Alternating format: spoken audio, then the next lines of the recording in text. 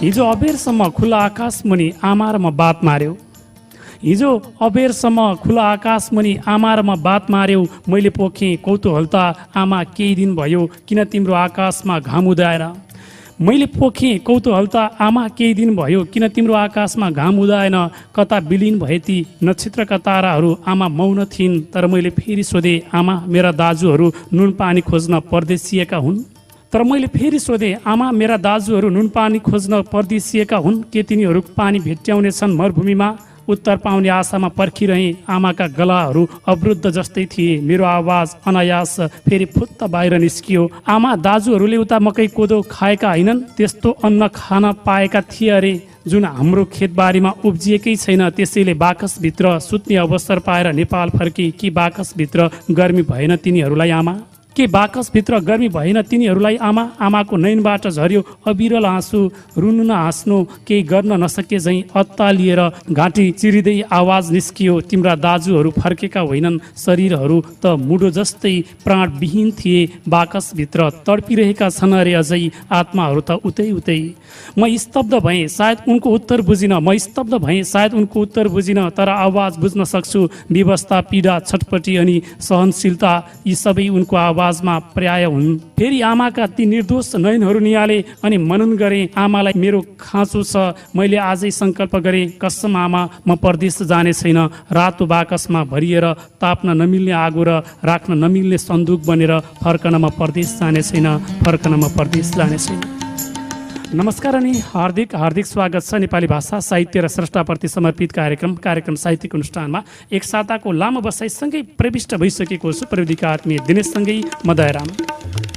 शान्ति सुशासन र विकासका लागि सशक्तिकरण भन्ने मूल उद्देश्यका साथ स्थापित रेडियो सामर्थ्य 92.1 मेगाहर्ज र इन्टरनेट अनलाइनको www.radiosamarthya.com.np मार्फत संसारभर एकैसाथ तपाईँ यति बेला कार्यक्रम साहित्यिक अनुष्ठान सुन्दै हुनुहुन्छ। कार्यक्रम साहित्यिक अनुष्ठान एउटा विशुद्ध साहित्यिक बसाइ हो जहाँ रहेर तपाईँका माझमा साहित्यका विविध पाटाहरू छुँदै अगाडि बढ्ने गर्दछौँ। आज एउटा कवितासँगै प्रविष्ट गरिसकेको छु। अरुणा शर्मा सदीक्षाज्यूको एउटा कविता रहेको थियो एउटी नाबालिकाको सङ्कल्पमा परदेश जान्न आमा शीर्षक एउटा निकै सुन्दर कविता केही मार्मिक कवितासँगै आजको दैलो उगारिसकेको छु। कार्यक्रम साहित्यिक अनुष्ठानमा आज तपाईँसँग रहेर यो बसाइमा रहेर साहित्यका आज विविध पाटाहरू छुँदै अगाडि बढ्नेछु। त्यसो त साहित्यिक अनुष्ठान एउटा विशुद्ध साहित्यिक बसाइ हो जहाँ रहेर साहित्यका विभिन्न गीत कविता गजल लघुकथा सँगसँगै सबै पाटोहरूलाई छुँदै अगाडि बढिरहने गर्दछौँ र यही क्रममा आजको साहित्यिक अनुष्ठानको यो मेलो अलि फरक ढङ्गबाट विशेष रूपमा तपाईँका माझमा रहनेछौँ। आज हामीसँग विमर्श नेपालका अध्यक्ष किरण भट्ट र महासचिव कमल प्रसाद चापागाईज्यू हुनुहुन्छ। किरण भट्ट जो गोर्खा निवासी हुनुहुन्छ र हाल काठमाडौँमा रहेर विभिन्न साहित्यिक गतिविधिमा सक्रिय रूपमा लागिरहनु भएको छ। विमर्श नेपाल सँगसँगै साहित्यिक गतिविधिलाई अगाडि बढाइरहनु भएको छ भने त्यस्तै गरी कमल प्रसाद चापागाईज्यू जो नवलपरासी दलदले निवासी हुनुहुन्छ काठमाडौँमै बसेर विमर्श नेपाललाई अगाडि बढाइरहनु भएको छ। यहाँहरू दुवैजनालाई कार्यक्रम साहित्यिक अनुष्ठानमा स्वागत छ। धन्यवाद सर। यहाँहरू दुवैजना युवा तन्नेरी उमेरको एउटा युवा समूह विमर्श नेपाल एउटा साहित्यिक संस्था गठन गरेर साहित्यिक क्रियाकलापमा अगाडि बढिरहनु भएको छ। म थोरै किरणज्यूतर्फ लाग्न चाहेँ। के छ विमर्श नेपाल एउटा संस्था दर्ता गरेर तपाईँहरू अगाडि हाँकेर हिँडाउँदै हुनुहुन्छ। के हो विमर्श नेपाल? अब केवल पढेर मात्रै अथवा विश्वविद्यालय धाएर मात्रै अन्य विभिन्न क्षेत्रमा दौडेर मात्रै साहित्यले दिने जुन मूर्त रूप हुन्छ त्यो मूर्त रूपलाई आभास गर्नको लागि केही कदम चालौँ भन्ने एउटा प्रेरणाले गर्दा हामीले विश्वविद्यालयमा रहँदै गर्दा विश्वविद्यालयका केही गुरुहरू मैले नाम लिनै पर्छ विशेषतः महेश पौडेल राजकुमार बराल जस्ता गुरुहरूको प्रेरणाबाट अब साहित्य केवल लेखनको लागि मात्र साहित्यमा सीमित नहोस् र साहित्यको कुरा गर्दै गर्दा साहित्यले समाज रूपान्तरणमा युवाहरूलाई एउटा प्रत्यक्ष परोक्ष रूपमा एउटा आत्मा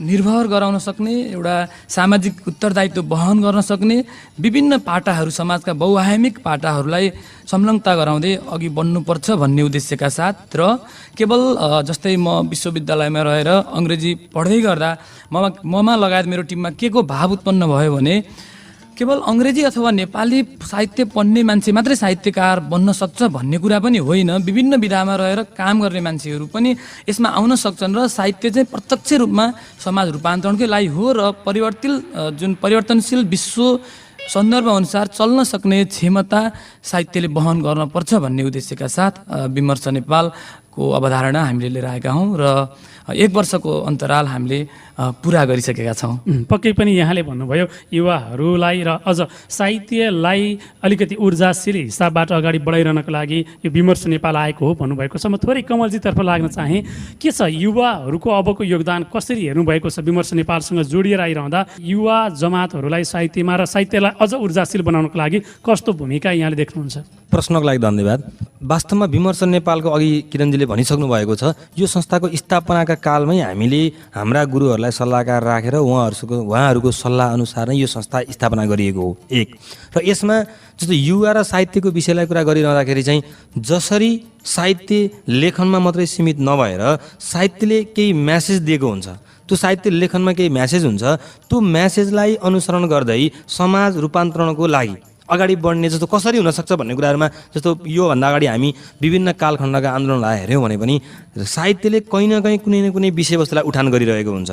त्यो उठान गरिरहेको विषयवस्तुले कसैको प्रत्यक्ष रूपमा त्यसलाई परिवर्तन गर्नको लागि ती कलमहरूका ती शब्दहरू मार्फत आवाज बनेर आउने हुन् र त्यसले गर्दाखेरि चाहिँ हामीले व्यक्तिगत रूपमा जस्तो कुनै एउटा मान्छे अब अहिले विदेशकै कुरा गरौँ, जस्तो मानव साहित्यले अघि हजुरले कविता सुनाउनु भयो, जस्तो विदेश जान्न भन्ने एउटा नाबालिकाको चाहिँ कविता, यसले के म्यासेज दियो त भन्दाखेरि चाहिँ विदेश भन्दा देशमै केही गर्नुपर्छ, विदेश ठिक छैन भन्ने म्यासेज त त्यो सन्देश आइरह्यो नि त। त्यो हुनाले गर्दा साहित्य पाटोमा लाग्ने एउटा त साहित्यलाई कसरी हेर्छन् भने साहित्यिक भनेको काम नहुने मान्छेले गर्ने हो भन्ने खालको जुन एउटा पुरानो सोचाइ थियो, त्यो सोचाइ अलिक कर्मिक रूपमा परिवर्तन हुँदै पनि छ। त्यो होइन, हामी जस्तो युवाहरू पनि साहित्यिक पाटोमा लाग्नुपर्छ र साहित्यले समाज रूपान्तरण गर्न सकिन्छ, यो भन्ने उद्देश्य हाम्रो प्रमुख हो। र हामीले अहिले गरेका कार्यक्रमहरूमा पनि तपाईँले हेर्नुभयो भने जति पनि हामीले युवा व्यक्तिहरूसँग अन्तर्क्रिया होइन विमर्श विशेष भनेर हामीले कार्यक्रम गरेका छौँ, ती कार्यक्रमहरूबाट पनि हाम्रो उद्देश्य के हो भने युवा लक्षित युवाहरूले चाहिँ समाजमा केही गर्न सकुन्, साहित्य पनि एउटा समाज परिवर्तनको मूल आधार बनोस्, साहित्य मात्रै नहोस्, साहित्य समाज परिवर्तनको आधार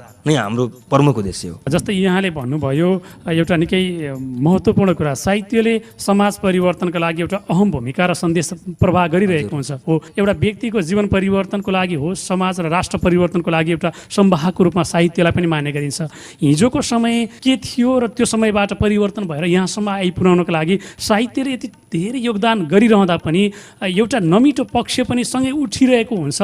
सरकार वा राज्य पक्षबाट पनि साहित्य अनुत्पादक हो भनेर कतिपय ठाउँमा कतिपय ठुला सभा गोष्ठी वा साहित्यिक कार्यक्रमहरूमा पनि साहित्य भनेको त एउटा अनुत्पादक क्षेत्र हो भनेर पनि एउटा चर्चासँगै बढिरहँदा तपाईँहरू युवा जगत फेरि अब साहित्यले सन्देश दिन सक्छ, युवाहरू लाग्नुपर्छ भनेर हिँड्नुभएको छ। हजुर, के छ, यो सम्भव छ? यसरी हेरौँ, हजुरको प्रश्न अत्यन्तै गम्भीर छ। जस्तो यो राज्य तौरबाट जसरी साहित्यलाई हेर्नुपर्ने हो नि, त्यो दृष्टिकोणमा परिवर्तन हुन जरुरी छ। साहित्य एउटा बन्द कोठाभित्र बन्द हलभित्र मात्रै साहित्य सीमित हुँदैन, साहित्य छेडिक हुँदैन। जस्तो आजभन्दा 10 वर्ष अगाडि लेखेका कविताहरू, ती कविताहरूले यो समाज परिवर्तनको मर्म बोकेका हुन्छन् होइन। समाज परिवर्तनको आधार भनेको त्यो मात्रै होइन, जस्तो एउटा व्यक्तिमा सकारात्मक सोच सृजना गर्नका लागि पनि व्यक्तिको व्यक्तिगत जीवनको सबैभन्दा महत्त्वपूर्ण पक्ष भनेको सकारात्मक सोच हो।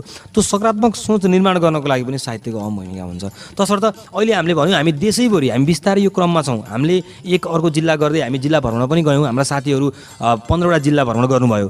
त्यो जिल्लाबाट आइसकेपछि कुरा के हो भने हामीले प्रतिनिधिको रूपमा चाहिँ अहिले बनाएका छौँ, तर हामीले उपसमिति बनाइसकेका छैनौँ। यसबाट के हुन्छ भने यसमा लहर देखिएको छ, यस्तो कार्यक्रम गर्नुपर्छ होइन। हामी अहिले काठमाडौँमा मात्रै होइन, अहिले जस्तो नवलपरासीको आजका औषधिमा छौँ, हाम्रो यसको पनि उद्देश्य छ होइन। पछि कुरा गरौँला हजुरले जुन कुरा भइरहेको छ, तर के हो भने युवालाई साहित्यमा नलाग्ने जुन प्रवृत्ति छ नि, यो अनप्रोडक्ट हो होइन, अनप्रोडक्टिभ अथवा चाहिँ यो अनुत्पादक हो भन्ने कुरा जुन छ यो चिर्नुपर्छ। यो प्रोडक्टिभ हो, यो समाज परिवर्तनको आधार हो। यसले थुप्रै खाले व्यक्तिहरूलाई होइन, अब जस्तो कुलतमा लागेका अरू विभिन्न चाहिँ त्यसरी नराम्रा सङ्गतमा परेका मान्छेहरूलाई पनि साहित्य मार्फत सुधारेर समाज निर्माणको लागि एउटा चाहिँ अहम भूमिका निर्वाह गर्न सक्ने व्यक्ति निर्माण गर्न साहित्यले सक्छ।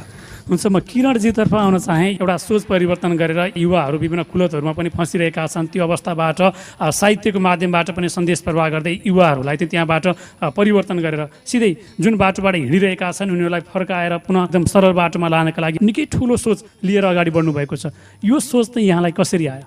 असाध्यै सान्दर्भिक प्रश्न गर्नुभयो राम सर, धन्यवाद।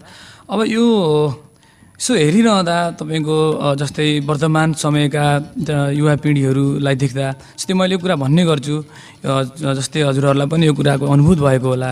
जस्तै 6-7 लाखमा चाहिँ युवा विद्यार्थीहरू एसएलसी दिन्छन्, युनिभर्सिटीमा पुग्दा 400-500 पुग्छन् एउटा डिपार्टमेन्टमा। त्यसपछि 10-15 हजार टेक्निकल लाइनतिर कतै पढ्न गयो होला, 10-15 हजार विदेश गयो होला।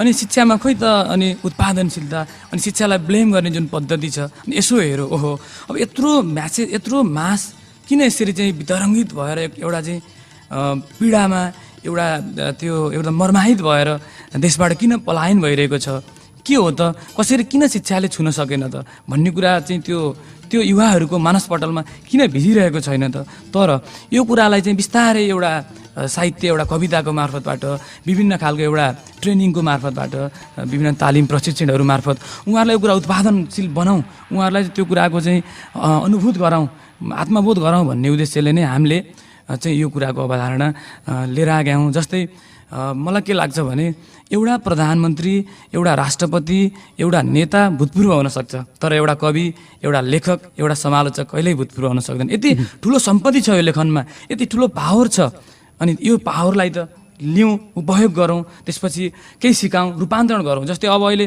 नेपालमै पनि यो कन्सेप्ट आयो, जस्तै बच्चादेखि नै यो विभिन्न सिम्फनीहरू, विभिन्न कविताहरू जस्तो पढाउन थालियो स्कुल लेभलबाटै। त्यो भनेको नि एउटा मनोरञ्जन मात्रै छैन है साहित्यमा, एउटा पढाइको एउटा शैक्षिक सिलसिलासँगै एउटा समाजलाई हेर्ने दृष्टिकोण बनाउने सिलसिला पनि साहित्य हो भन्ने कुराबाट नै त्यो विद्यालय जीवनबाट नै यो कुरा प्रस्फुटन गरियो।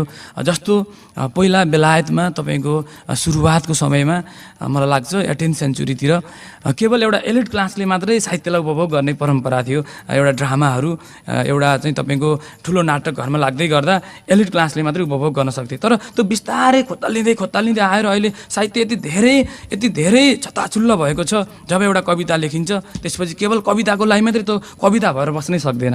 जस्तो कि त्यसलाई महिलावादी दृष्टिकोणबाट, समाजवादी दृष्टिकोणबाट, भौतिकवादी दृष्टिकोणबाट, संरचनावादी दृष्टिकोणबाट हेरेर के दिन खोज्यो त यसले समाजमा आए, किन लेखियो त यो कविता, त्यो कविको समसामयिक परिस्थिति र अहिले चलिरहेको समाजमा यसको चाहिँ एउटा उपादायता कति छ भन्ने कुरा खोज्न थालियो। अनि मलाई लाग्छ हामी जस्तो युवाले, साहित्य पढ्दै गरेको युवाले अब केवल साहित्य पढ्नेले मात्रै होइन, नपढ्नेले पनि एउटा ब्याङ्किङको क्षेत्रमा लागेको, एउटा इन्जिनियरिङको क्षेत्रमा लागेको, एउटा मेडिसिनको क्षेत्रमा लागेको मान्छेले पनि लेख्न सक्छ, समाज रूपान्तरण गर्न सक्छ कलमको माध्यमबाट भन्ने उद्देश्य राखेर हामीले चाहिँ विमर्श नेपालमा विभिन्न विभागहरू बनाएर एउटा हातेमालो गरेर अघि बढ्ने प्रेरणा जगाएका हौँ सर।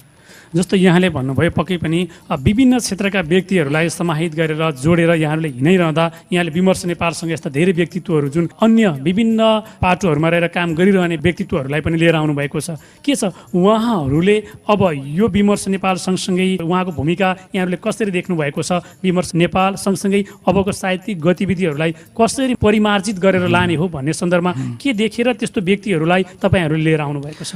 जस्तो मैले सरलाई थोरै एउटा जस्तै उदाहरण दिएँ। सुरुवातमा मलाई लाग्छ आजभन्दा 10-15 वर्ष पहिलेको समयमा अलिकति कमलजीले भन्नुभएको जस्तै केवल नपढेका मान्छेहरू अथवा काम नभएका मान्छेहरूले लेख्ने भन्ने त्यस्तो पद्धति थियो र फेरि त्यतिखेरको लेखन केवल त्यही समाज, रूढिवादी समाजसँग आधारित तरिकाको हुन्थ्यो र अलिकति बिचको पुस्ता, हामीहरूको पुस्ता अलिकति बदल्यौँ र हामीले अब के हो त विकास निर्माण, कसरी चाहिँ अब रोजगारको कुराहरू, एउटा आत्मविश्वासको कुराहरू, देशभक्तिको कुराहरू, समर्पणको कुराहरू हामीले लिएर आयौँ र अब हाम्रोभन्दा पछिको पुस्ताले फेरि टेक्नोलोजी बेस्ड कुराहरू गर्दै यसरी यी 2-3 पुस्ताहरू समायोजन हुँदै जोडिँदै एउटा पुस्ता अर्को पुस्ता, अर्को पुस्ता अर्को पुस्ता हातेमालो गर्दै यसरी अघि बढ्दै आयो र हामीले विमर्श नेपालमा जस्तै साहित्य, इतिहास, अनुसन्धान, त्यस्तै तपाईँको चाहिँ यो व्यक्तित्व विकासको लागि युथ अफेयर जस्ता विभिन्न विभागहरू बनायौँ। केवल लेखेर मात्रै नबसौँ है, लेखन सँगसँगै केही ठोस रूपमा उपभोग गर्ने कुरा परिणाम निकालौँ भनेर हामीले 3टै पुस्तालाई, अहिले मैले भनिरहेको 3टै पुस्तालाई संयोजन गरौँ। त्यसमा रविन्द्र मिश्र एउटा पत्रकारिता, एउटा कवि, लेखक, उहाँबाट सुरु गर्यो र अनि अर्कोचोटि हामीलाई के याद आयो भने ओहो अब युवालाई हेर्ने एउटा रिसर्च पनि छ, एउटा युवाको मुद्दा उठाउने एउटा रोजगार अङ्गीकारहरूको कुरा गर्ने पनि हामीसँग धारणा भएको कारणले अनिल शाह जुन मेगा ब्याङ्कको सिइओ हुनुहुन्छ, अहिले सबैको एउटा आँखाको केन्द्रबिन्दु हुनुहुन्छ उहाँ। अनि अनिल दाईसँग कुरा गरेर उहाँलाई लिएर आएर हामीले व्यवस्थापन के हो त, युवाहरूले व्यक्तित्व व्यवस्थापन, व्यापार व्यवस्थापन, एउटा हरेक कुराको व्यवस्थापन कसरी गर्न सक्छन् त, एउटा सफल हुनको लागि व्यवस्थापनको कति एउटा चाहिँ निधि, यसको यो मूल्य कति हुन्छ त भन्ने कुरालाई पनि हामीले चिर्ने प्रयास गऱ्यौँ। र एउटा कुरा अलिकति मैले जोड्न खोजेको कुरा, जस्तै अनिल शाहलाई लिएर आउँदै गर्दा जस्तै मैले यसो हेरेँ, अघि पनि कमलजीले हजुरले एउटा कुरा उठाउनु भयो, शैक्षिक क्षेत्रमा भन्दा पनि यो जुन शैक्षिक क्षेत्रभित्र लुकेर रहेको तर असाध्यै अद्भुत शक्तिशाली क्षेत्र साहित्यिक क्षेत्र, यसमा किन लगानी भएन त? खोइ त विभिन्न चाहिँ केही नीतिहरू त बनेका छन्, केही स्मारकहरू बनेका छन्, केवल शालिग बाहिर बनाउँदैमा, लक्ष्मीप्रसाद देवकोटाको शालिग बनाउँदैमा त साहित्य फुटेर आयो भन्ने कुरा त होइन नि। यद्यपि मनले शालिग बनाउन सक्नु पऱ्यो हामीले। र मैले के कुरा गरेँ भने मलाई लाग्छ 1 हप्ता पहिलाको कुरा हो, मैले फेरि एउटा ब्याङ्किङ क्षेत्रले पनि साहित्यमा केही गरोस् न, केवल पैसा समाजमा लगानी गरेर वित्तीय क्षेत्रले चाहिँ केवल व्यापार मात्रै गर्ने होइन नि। अब साहित्य त यत्रो भइसक्यो, बाफ्रे तपाईँ चाहिँ इन्डिया चाहिँ बेलायत अमेरिका जताततै एउटा चाहिँ राष्ट्रपतिले धरि कवितालाई मन पराएर, लेखनलाई मन पराएर, उपन्यासलाई मन पराएर केही सिकिरहेको छ भनेपछि त्यो कुरा गरिसकेपछि अहिले हामीले विमर्श नेपालले एउटा यस्तो पृथक काम गर्दैछ। वित्तीय क्षेत्र मलाई लाग्छ मेगा ब्याङ्कको सहयोगमा केही हामीले साहित्यिक फन्डहरू बनाएर अलिकति रचनात्मक काम पनि गर्दैछौँ। र उहाँहरूले हामीलाई सिकाउन खोज्नुभएको मुख्य प्रेरणा जस्तै तुलसीजीवा सर, देश सुब्बा, डाक्टर सञ्जीव उप्रेती, रविन्द्र मिश्र, नवराज लम्साल, यी सबै मान्छेहरूसँगको विमर्श पश्चात हामीले के कुरालाई चाहिँ अहिले अङ्गीकार गरिरहेका छौँ भने अब साहित्य भनेर हिँड्ने मान्छेहरू धेरै छन्। यो भित्र अलिकति पृथक कसरी हुन सक्छौँ भने प्रयोजनवादी साहित्य, समाज रूपान्तरण गर्ने, केवल ल्यामेन्टेसन गरेर केही चाहिँ तपाईँको पुरानो कुरा सुनेर पछुताएर आत्मग्लानी गरेर ट्र्याजिक फिल गरेर मात्रै समाज रूपान्तरण हुँदैन। जस्तै मुना मदन सुन्दै गरेर हो मुनाले दुःख पाइछिन्, मदनले दुःख पाए भनेर मात्रै अब समाज सुधार हुँदैन। के आयो त त्योबाट? अलिकति चाहिँ तपाईँको यो चाहिँ V8 इफेक्ट भन्छ यसलाई, कस्तो भन्नुला भने त्यो साहित्यले दिने त्यो हेर्दै सुन्दै दिने असर एक ठाउँमा छ, तर त्यसलाई बिर्सेर अर्को खालको प्रयोजनवादी, प्रयोगात्मकवादी र प्रगतिशील खालको एउटा समाजलाई छुन सक्ने कुरा निकाल्नुपर्छ भन्ने नै हाम्रो फाइन्डिङ हो। हामी कार्यक्रम साहित्यिक अनुष्ठानमा रहेका छौँ। कार्यक्रम साहित्यिक अनुष्ठान तपाईँ यति बेला रेडियो सामर्थ्य 92.1 मेगाहर्ज र इन्टरनेट अनलाइनको www.radiosamarthya.com.np मार्फत सुन्दै हुनुहुन्छ। आज हामीसँग हुनुहुन्छ विमर्श नेपाल, नेपाली साहित्यको क्षेत्रमा रहेर एउटा साहित्यिक संस्थाको रूपमा स्थापित भएर साहित्य सँगसँगै युवाहरूलाई पनि अझ त्यसमा जोड्दै गएर स्थापना भएर अगाडि बढिरहेको एउटा संस्था, र त्यही संस्थाका 2 जना हस्तीहरू अध्यक्ष किरण भट्ट सँगसँगै महासचिव कमल प्रसाद चापागाईजी हुनुहुन्छ। हामी उहाँसँग कुराकानी गरिरहेका छौँ। म कमलजीतर्फ लाग्न चाहे, साहित्यिक कार्यक्रम हो, यति बेला एउटा सिर्जना सुन्छौँ हामी। हुन्छ। मलाई यो देशको माटो मनपर्छ, मलाई यो देशको माटो मनपर्छ, खाऊ ब्रेसमा पिज्जा, मलाई आटो मनपर्छ, मलाई यो देशको माटो मनपर्छ, खाऊ ब्रेसमा पिज्जा, मलाई नेपालकै आटो मनपर्छ। तिमी राम्रा कपडा लगाएर समुद्र किनारमा फोटो खिचेको फेसबुकमा हेर्दै गर्दा, तिमी राम्रा कपडा लगाएर समुद्र किनारमा खिचेको फोटो फेसबुकमा हेर्दै गर्दा मलाई त मेरै शरीरको फाटो मनपर्छ। तिमी विदेशको पिज्जा खाऊ, मलाई मेरै देश नेपालको आटो मनपर्छ। यो मुक्तक भने म प्राय गजलहरू नै लेख्ने गर्छु। अर्को एउटा गजल सुनाउँछु। हुन्छ, हामी सुन्छौँ। तर श्रृङ्गारिक गजल जस्तो पनि छ। माया गर्छु भन्थ्यौ तिमी रुवाएर गयौ, माया गर्छु भन्थ्यौ तिमी रुवाएर गयौ, अमृत भन्दै विषको प्याला खुवाएर गयौ, माया गर्छु भन्थ्यौ तिमी रुवाएर गयौ, अमृत भन्दै विषको प्याला खुवाएर गयौ। धनीलाई माया गर्ने गरिबलाई हेला किन, धनीलाई माया गर्ने गरिबलाई हेला किन, पैसावाला उही मान्छे पाएर गयौ, माया गर्छु भन्थ्यौ आज रुवाएर गयौ। यस्तै हुन्छ मायामा सोचे भन्दा बेग्लै फरक, यस्तै हुन्छ मायामा सोचे भन्दा बेग्लै फरक, चाहँदैन थियो र पनि धाएर गयौ, मलाई आज फेरि तिमीले रुवाएर गयौ, अमृत भन्दै विषको प्याला खुवाएर गयौ। धन्यवाद। यति बेला कमल प्रसाद चापागाईज्यूको एउटा मुक्तक र एउटा गजल सुनिसकेका छौँ। कार्यक्रम साहित्यिक अनुष्ठानमा रहेका छौँ। विशेष गरेर आज विमर्श नेपाल र विमर्श नेपालले गरिरहेका क्रियाकलापहरू, आगामी योजनाहरूका सँगसँगै हामी यी सन्दर्भमा यही पेरिफेरीमा रहेर कुराकानी गरिरहेका छौँ। विमर्श नेपाललाई स्थापना गरेर यसरी अगाडि बढाइरहनु भएको छ। अब विमर्श नेपालको आगामी योजनाहरू के रहेको? वास्तवमा विमर्श नेपालले आजसम्म गरेका गतिविधिलाई हेर्दा हामीले जहिले पनि भन्यौँ हाम्रो एउटै लक्ष्य, प्रमुख लक्ष्य भनेको समाजसँग जोडेर समाजमा रहेका गतिविधिहरूलाई नै साहित्य मार्फतबाट परिवर्तन गर्न सकिन्छ भन्ने हाम्रो प्रमुख लक्ष्य हो। अहिले यतिखेर विमर्श नेपाल, अब हामी देश दौडामै छौँ, हामीले देशका विभिन्न जिल्लाहरू भ्रमण गरिसकेका छौँ र हामीले देशैभरिबाट साहित्यप्रति इच्छुक युवा साथीहरूको 2 दिने गोष्ठी सेमिनार हामीले नवलपरासीको यसै अहिले म जहाँ बसेर बोलिरहेको छु यही काउसुदीमा हामी गर्न गइरहेका छौँ।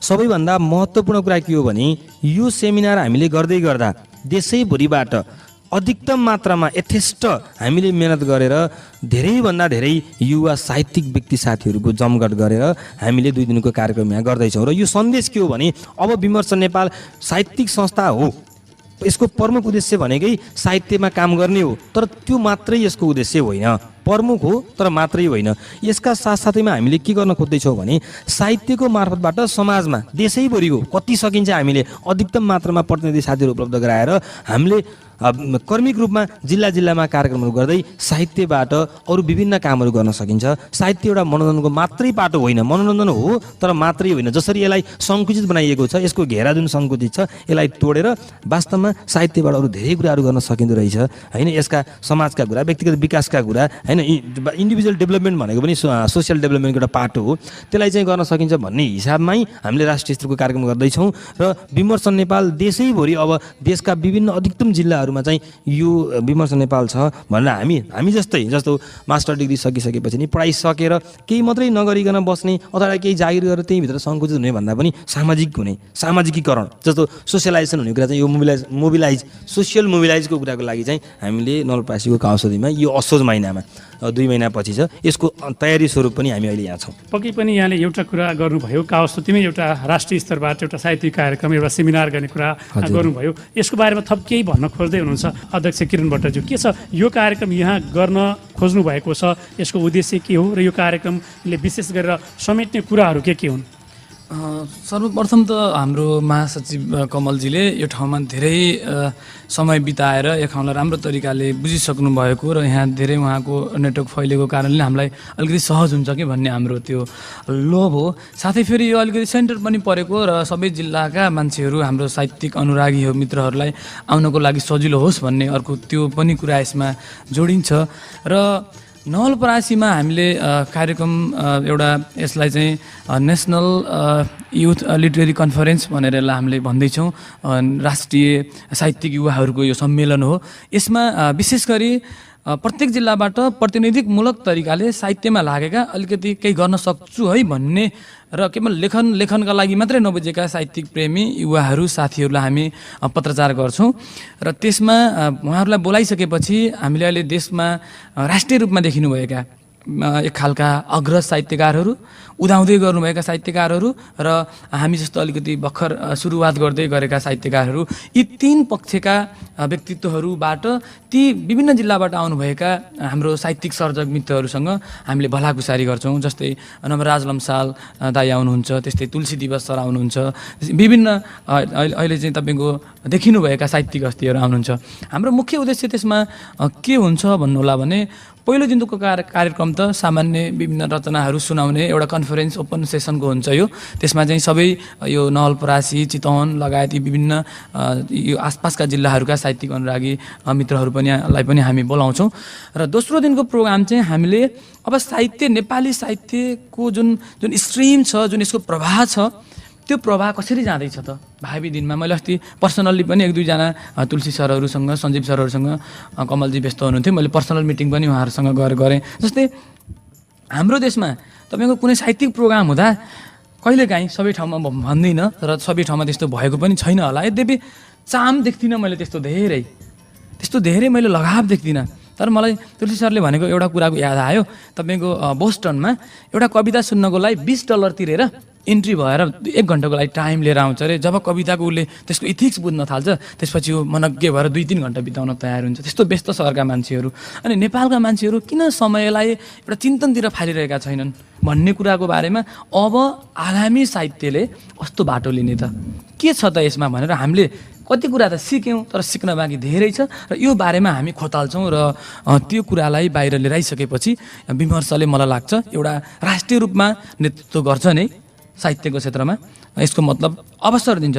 मैले यो कुरा अघि छुट्याएँ जस्तो लाग्छ। जस्तै लेख्न पाएका तर लेखनलाई बाहिर देखाउन नसकेका, लेख्न चाहेका तर लेखनलाई बाहिर ल्याउन नभएका अथवा नसकेका र सुदूर बस्तीमा रहेकाहरू, त्यो मनाङ, मुस्ताङ, रोल्पा, हुम्ला, जुम्ला, कर्णालीमा रहेकाहरू, चाहे बा त्यो गोर्खाको टाढाको गाउँ होस्, चाहे बा नवलपरासीको पनि रिमोट एरियाहरू होलान्, यहीँका मान्छेहरू हुन्, उनीहरूलाई चाहिँ सुसूचित गराउने पनि हाम्रो उद्देश्य हो। जस्तै कति राम्रा कविहरू छन्, मिडिया नपाएका, अवसर नपाएका, पत्रिकामा नआएका, त्यस्ता हस्तीहरू पनि छन्, हामीले उजागर गरिरहेका छौँ। जस्तै अहिले हामीसँग तपाईँको यता खेम बतासजी, उहाँ त्यही सुदूर पश्चिमबाट हुनुहुन्छ, त्यताको लवज दिनुहुन्छ।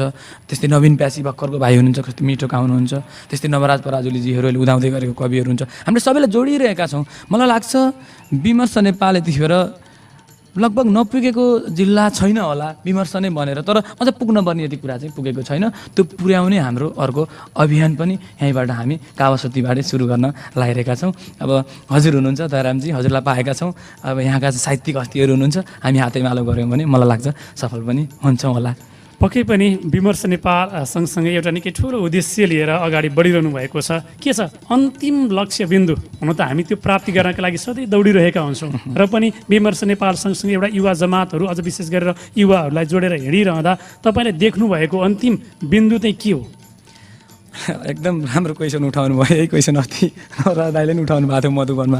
जस्तो महेश गुरुले नै कुरा भनिदिनु भयो हाम्रो सल्लाहकारले। जस्तै मान्छेलाई के शङ्का हुनसक्छ भने अब युनिभर्सिटीबाट मास्टर सके युवाहरूले, केटाहरूले अब चाहिँ छोड्छन् होला, या प्रोफेसनल भएर कलेजतिर पढाएर मात्रै बस्लान्, विदेश जालान् भन्ने खालको शङ्का पनि हामीमाथि आउन सक्छ। तर कमलजीले पनि भनिसक्नु भएको छ यो कुरा।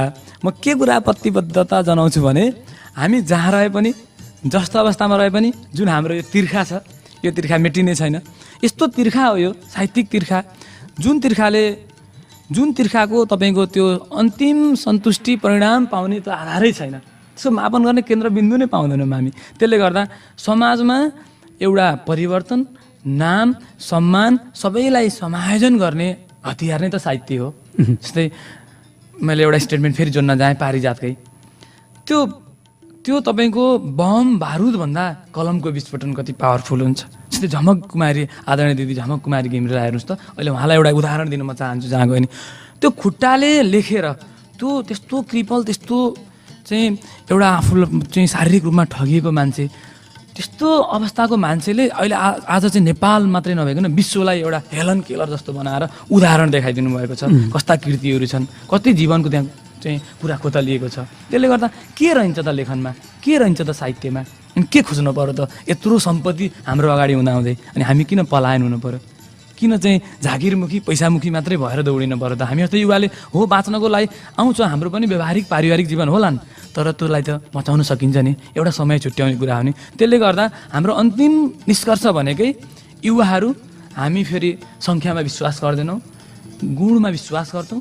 त्यो गुणात्मक रूपमा भरिएका, क्षमताले भरिएका सर्जकहरू मिलेर फेरि तिनटै पुस्तालाई जोड्ने हो। जस्तै हामीले नेतृत्व चाहिँ युवाले गरेका छौँ, यसमा अग्रजहरूलाई चाहिँ नलिने, फेरि आउँदै गरेकालाई चाहिँ हामीभन्दा जुनियर पुस्ताहरूलाई नलिने भन्ने होइन। यो चाहिँ तपाईँको कस्तो हुन्छ, ट्रिपोलार रिलेसनसिप हुन्छ। यसमा त्रिपक्षीय सम्बन्ध चाहिँ हामीले यसमा कायम गर्छौँ र लेखन मार्फत प्रयोगात्मकवादी फेरि तपाईँको चाहिँ लेखन केवल लेखनको लागि मात्रै रहँदैन। जस्तै कविता लेखेर त्यत्तिकै छोडिदिएर त्यसले कुनै अर्थ लिँदैन जस्तो लाग्छ मलाई। यसरी केही कुरा आओस् भनेर हामी त्यो धारो बटार्दैछौँ टुटी, सायद पानी झर्छ होला, हेरौँ। हुन्छ किरणजी, हामी यति बेला एउटा तपाईँको कविता सुन्छौँ। हजुर ठिक छ। मैले यो एउटा कुनै परिवेशमा यो कविताहरू भन्ने कविता लेखेको थिएँ। म यही कविताको केही अंशहरू गाउँछु। जब बोलीहरू उर्लिन्छन् भावसँगै अनि कविताको तबेलाहरू भरिन्छन्, धाराहरू बग्छन्, यहाँ त लेख्दैमा कविता भनिँदैन, गाउँदैमा गीत ठानिँदैन। जब कवि र कविता बोल्छन् अनि पो कविता हुन्छ। झर्दैमा कोपिलाहरू बोटहरू मर्दैनन्, उम्रिन्छन् पालवाहरू, पातहरू पलाउँछन् डालाहरू, अनि पो कवि बोल्छ हाँगाहरू हलक्क हुन्छन्। जब कवि श्रोता र भावसँग बोल्छन्, जब कवि र श्रोता बोल्छन् अनि पो कविता हुन्छ। गर्दैमा माया प्रेम र युद्धका पाठहरू, मर्दैनन् ओठहरू, हान्दैमा गोली बन्दुकबाट झर्दैनन् राइफलका बलहरू।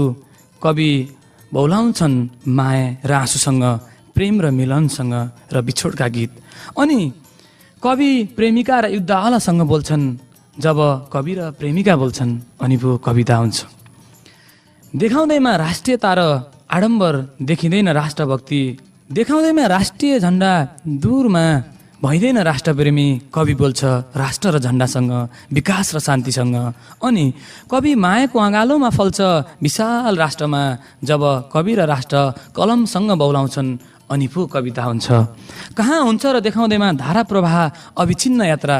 यहाँ त थोरै कविबाट शब्दले हानेको छ, विसङ्गतिले तानेको छ। कवि र विधानहरू मिचिएका छन्। हो, जब कवि र विधानहरू समानान्तर हुन्छन्, आशाहरू मौलाउँछन्, सज्जनहरू भौलाउँछन् अनि पो कविता हुन्छ। एउटा निकै सुन्दर कविता हामीले यहाँ श्रवण गऱ्यौँ। किरण भट्टज्यू जो विमर्श नेपालका अध्यक्ष हुनुहुन्छ, उहाँको कविता हामीले सुनिसकेका छौँ।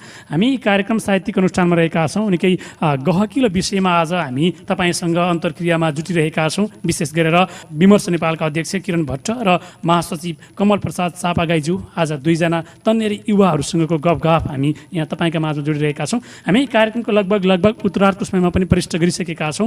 अन्त्यमा कमलजीतर्फ लाग्न चाहे, मैले भन्न छुटेका र तपाईँलाई भन्न मन लागेका केही शब्दहरू छन् भने राखिदिनुहोस् न। सबैभन्दा पहिला अलिकति मैले केही भन्छु भनेको थिएँ, त्यही छुटेकै कुरा गर्नु भन्नुभयो, म त्यही गर्छु। यो साहित्य विमर्श नेपालले अलिकति पूर्व मेची पश्चिम महाकालीलाई जोड्न पनि खोज्दैछ। तपाईँले हेर्नुहुन्छ साहित्यिक जगतमा पूर्वका साहित्यहरू पश्चिम जान्छन् कि जाँदैनन्?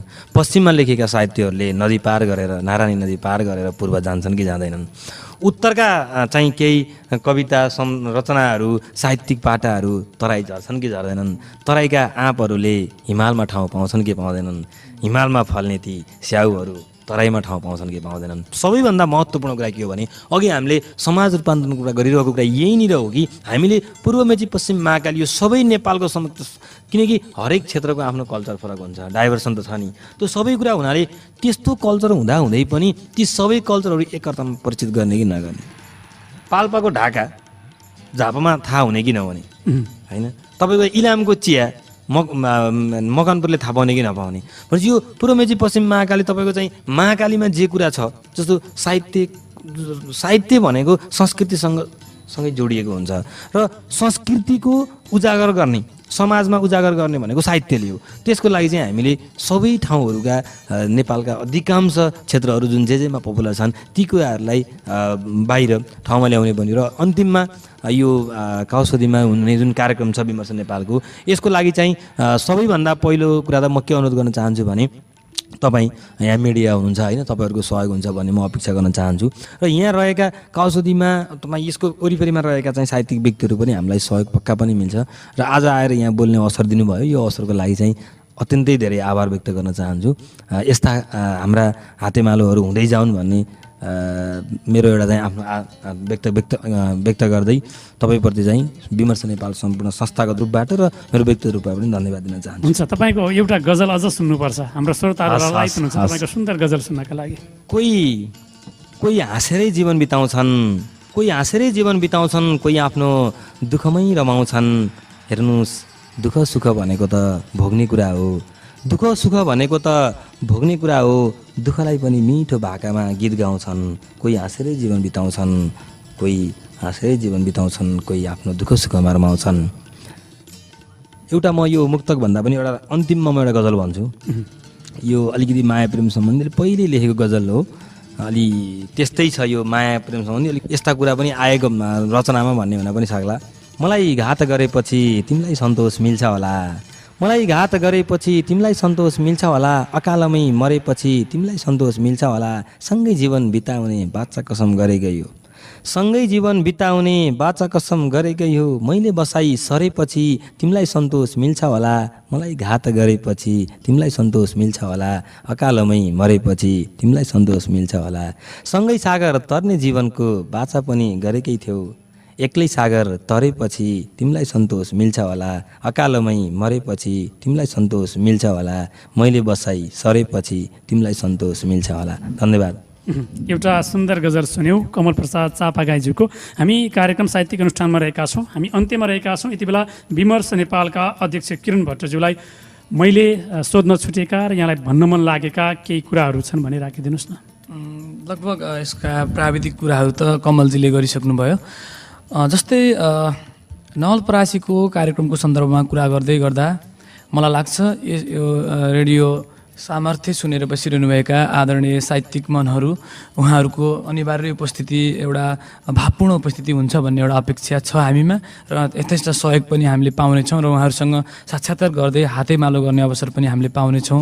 र यो भयो कार्यक्रमको बारेमा र हामीले कार्यक्रमको बारेमा विभिन्न पत्र पत्रिका तथा रेडियोको माध्यमबाट पनि यसलाई चाहिँ उजागर गर्नेछौँ। र जस्तै विमर्शको कुरा गरिरहँदा साहित्य र संस्कृतिको कुरा उठेको थियो अघि, यसलाई अलिकति मैले प्रस्ट्याउँछु। जस्तो हामी विदेशी संस्कृतिलाई फलो गरिरहेका छौँ, त्यसको अनुसरण गरिरहेका छौँ र विदेशी जुन संस्कार आउँछ त्यसमा हामी रमाउने जुन अहिलेको अलिकति उत्तर आधुनिकवादी जुन अलिकति आफ्नो जुन नेटिभ संस्कृतिलाई बिर्सने परम्परा छ, यसलाई चाहिँ चिर्न र तोड्न जरुरी देख्छु मैले। हाम्रा जुन पुराना निधिहरू, अमूल्य सम्पत्तिहरू त्यो संस्कृति हो र यसलाई फाल्ने माध्यम साहित्य हो र यो संस्कृति र साहित्य बिचको तालमेल मिलाउनको लागि चाहिँ विमर्श नेपालले मलाई लाग्छ एउटा पुलको काम गरेर, जस्तै आउँदो पुस्ताले पनि त्यो बारेमा आफू सुसूचित हुन पाउने अधिकार देखोस्, पाओस् भन्ने पनि हामीमा लोभ छ। जस्तै अब यी पालपाले टोपीहरू, तपाईँको दौरा सुरुवालहरू, गुन्नी चोलोहरू, भाषभूषा र एकदम टिपिकल रूपमा प्रयोग गरिने नेपाली शब्दहरू यी हराउँदै गइरहेको यो खण्डमा, यो खडेरीमा हामीले अलिकति साहित्यमा सिँचाइ गरौँ भन्ने पनि लोभ गरेका छौँ। र अहिले यो यसकै चाहिँ एउटा माहौल लिएर दौडिने हामीले प्रतिबद्धता पनि जनाएका छौँ। हुन्छ, यति बेला एउटा कविता सुन्छौँ जाँदा जाँदै यहाँको पनि। अब कविता भन्नुभन्दा पहिला मैले एउटा कुरा भने त्यसपछि म सुनाउँछु। जुन हजुरले हामीलाई यहाँसम्म आएर आफ्ना कुराहरू राख्ने अवसर दिनुभयो, हामी धेरै धेरै एकदम ऋणी छौँ, धेरै खुसी छौँ र मलाई लाग्छ आगामी दिनमा पनि यो जुन सामर्थ्यले हाम्रो सामर्थ्यलाई पनि प्रस्फुटन गराउने एउटा बल प्रदान गरोस्। र हजुरलाई पनि धेरै धन्यवाद दिँदै मैले एउटा कविता भनिन् भन्ने शीर्षकको जुन त्यो शीर्षकमा मैले लेखेको कविता म यहाँ पढ्छु। मैले निस्सासिएको ब्ल्याङ्केटबाट जिन्दगीको परिभाषा र आधार सोध्दै गर्दा उनले भनिन्, जिन्दगी पानी सुकेको खोला हो, कृष्णवीरको पहिरो हो। सम्बन्धको उचाइ र प्रेमको सिंहासनबाट उरालिएको मौलिकताबाट चिच्याउँदै उनले भनिन्, जिन्दगी सुस्केराहरू नसुनिएको, हावाहरू नभएको कालो दिन हो, पर्खाल भत्किएको पहिरो हो। अज्ञातमा मारिएका अङ्गालोबाट फर्किएको तोते प्रेमबाट कोकिल हुँदै उनले भनिन्, जिन्दगी घरबारविहीन टुहुरा माउ मरेका परिवारहरू, मूर्ति चोरिएका मन्दिरहरूको सामिप्यता बोक्ने उपमा हो, आँखा भरिएको आँसु हो। कोटेश्वरबाट सिनामङ्गल लाग्दै एयरपोर्ट पुगेर मैले भने, जिन्दगी पासपोर्टको मितेरी हो, सिरानी हो। विदेशको सपना हो, प्रस्तुतिलाई चिर्दै उनले भनिन्, जिन्दगी प्लेनभित्र बाँधिएर आएको लास हो। दिल्लीको कोठीको यौन व्यापार हो र अन्त्यमा म ब्ल्याङ्केटबाट मसान घाटमा पुग्दा उनले भनिन्, जिन्दगी लोभहरूको सङ्गालो हो, सम्पत्तिको वियोग हो। आत्मालाई दृढ गर्दै मैले भने, विश्वास, माया, त्यागलाई जोड्ने पर्याय हो, जिन्दगी आधार हो। हस्त धन्यवाद। एउटा निकै सुन्दर कविता सुन्यौँ हामीले यति बेला किरण भट्टज्यूको। हामी कार्यक्रम साहित्यिक अनुष्ठानमा रहेका छौँ। कार्यक्रम साहित्यिक अनुष्ठानको यो मेलोमा आज हामीले विमर्श नेपाल जो एउटा साहित्यिक संस्था पनि हो, यसले निकै ठुलो उद्देश्य लिएर आफ्ना विभिन्न साहित्यिक गतिविधिहरू सँगसँगै एउटा युवा जमात सँगसँगै साहित्यको एउटा जुन धार छ, धारलाई परिवर्तन गर्दै परिवर्तन खोज्न अगाडि बढिरहेको छ। यही संस्थाका दुई हस्तीहरू किरण भट्ट र कमल प्रसाद चापागाईज्यूसँग हामीले अन्तर्क्रिया गऱ्यौँ। आफ्नो व्यस्त समयका बावजुद पनि हाम्रो निम्तोलाई सहर्ष स्वीकार गरेर यहाँसम्म आइदिनु भयो, यसका लागि यहाँप्रति धेरै धेरै धन्यवाद दिन चाहन्छु। र जुन तपाईँहरूले एउटा योजना बनाउनु भएको छ, सँगसँगै एउटा खुसीको कुरा पनि हो हाम्रो लागि पनि, नवलपरासीवासीका लागि पनि। कावासुतीमा एउटा निकै सुसभ्य कार्यक्रमको आयोजना गर्दै हुनुहुन्छ, त्यो कार्यक्रम पनि सफल होस् अग्रिम रूपमा शुभकामना व्यक्त गर्दै पुनः व्यस्त समयका बावजुद हाम्रो निम्तोलाई सहर्ष स्वीकार गरेर यहाँसम्म आइदिनु भयो, यहाँहरू दुवैजनालाई धेरै धेरै आभार प्रकट गर्न चाहन्छु। धन्यवाद। कार्यक्रम साहित्यिक अनुष्ठानमा रहेका छौँ। कार्यक्रम साहित्यिक अनुष्ठानको नेपालको यो मेलोमा आज हामी तपाईँका माझमा रह्यौँ। विमर्श नेपालका अध्यक्ष किरण भट्ट र महासचिव कमल प्रसाद चापागाईज्यूसँग रहेर अन्तरङ्ग कुराकानी जोड्दै आजको यो मेलोबाट भने बिदा माग्नुपर्ने बेला हुने लागेको छ। यतिन्जेल कार्यक्रम सुनेर साथ दिनुभयो, यसका लागि यहाँहरूप्रति धेरै धेरै आभार प्रकट गर्दै प्रविधिका आत्मीय दिनेशप्रति पनि धेरै धेरै आभार प्रकट गर्दै कार्यक्रम साहित्यिक अनुष्ठानको यो मेलोबाट म दयाराम पनि ओजेल पर्ने अनुमति चाहन्छु। साहित्य र स्रष्टाको सम्मान गरौँ। हवस् त, नमस्कार।